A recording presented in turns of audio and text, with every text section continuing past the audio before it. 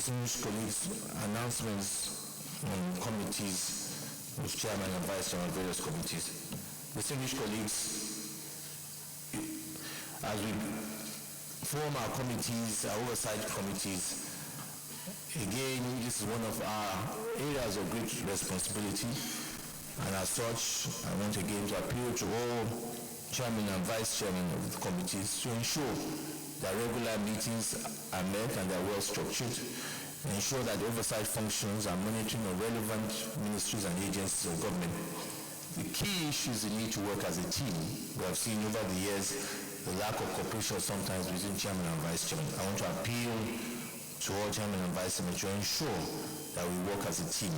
And most of the issues we've talked about today, about the success of the next 4 years, depends largely on how effective our oversight function is. I want to remind you also of that, and that to ensure our keyword that it's not going to be business as usual. On that note, I want to make the following announcements. Committee on Agriculture. Chairman, Senator Abdullah Adamu. Vice Chairman, Theodore A. Oji.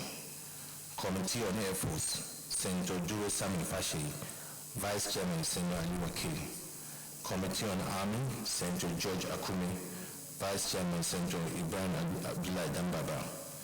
Committee on Anti-Corruption and Financial Crimes, Senator Godfrey Chukwu-Kautazi. Vice Chairman, Senator Sani Mustafa.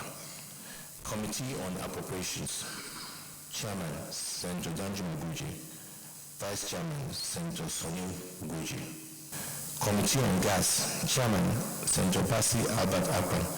Vice Chairman, Senator Abubakar Hamadu.